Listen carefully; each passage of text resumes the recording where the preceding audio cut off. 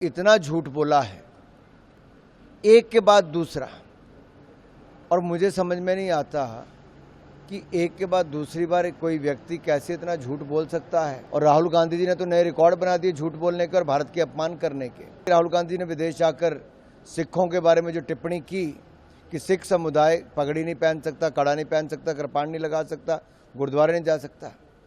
अरे सिखों का अपमान, हत्याएं कहीं पे हुई थी तो राजीव गांधी जी के दौर में 1984 में। कांग्रेस का हाथ भारत विरोधियों के साथ। साफ दिखता है कि इरादे कांग्रेस और पाकिस्तान के एक जैसे हैं। देखिए, जिस तरह से फारूक अब्दुल्ला जी दिल्ली में आके कुछ बयान देते थे, जम्मू कश्मीर में जाकर दूसरा बयान देते थे। इसी तरह से राहुल गांधी जी विदेश से बाहर जाकर दूसरा बयान देते हैं, घर में आकर फिर उस बयान से पलटने का काम करते हैं। सच्चाई ये है, जब जब राहुल गांधी जी का विदेशी दौरा हुआ, उन्होंने भारत को नीचा दिखाने का काम किया, देश का अपमान किया और इतना झूठ बोला है एक के बाद दूसरा। और मुझे समझ में नहीं आता कि एक के बाद दूसरी बार कोई व्यक्ति कैसे इतना झूठ बोल सकता है। और राहुल गांधी जी ने तो नए रिकॉर्ड बना दिए झूठ बोलने के और भारत के अपमान करने के। क्या ये सच नहीं कि राहुल गांधी ने विदेश जाकर सिखों के बारे में जो टिप्पणी की कि सिख समुदाय पगड़ी नहीं पहन सकता, कड़ा नहीं पहन सकता, कृपाण नहीं लगा सकता, गुरुद्वारे नहीं जा सकता। अरे सिखों का अपमान, हत्याएं कहीं पे हुई थी तो राजीव गांधी जी के दौर में 1984 में। गले में टायर डाल के उनको मार दिया गया था, गले रेत दिए गए थे, केश काट दिए गए थे, महिलाओं के साथ दुराचार हुआ था। न्याय दिलाने का काम उसमें भी मोदी सरकार के आने के बाद एसआईटी गठन करके हुआ। दूसरा, भारत विरोधियों से बार बार जाकर कांग्रेस का हाथ भारत विरोधियों के साथ।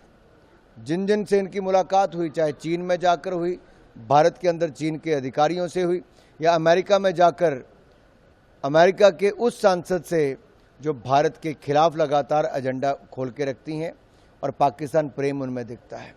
तो राहुल गांधी जी हम नहीं कहते, अब तो पाकिस्तान के रक्षा मंत्री भी कह उठे हैं।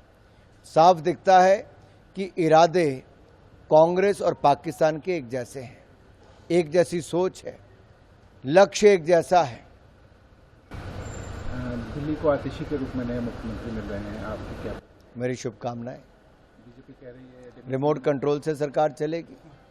पहले मनमोहन सिंह जी की सरकार रिमोट कंट्रोल से चलती थी, अब दिल्ली की सरकार जो आम आदमी पार्टी की है वो रिमोट कंट्रोल से चलेगी।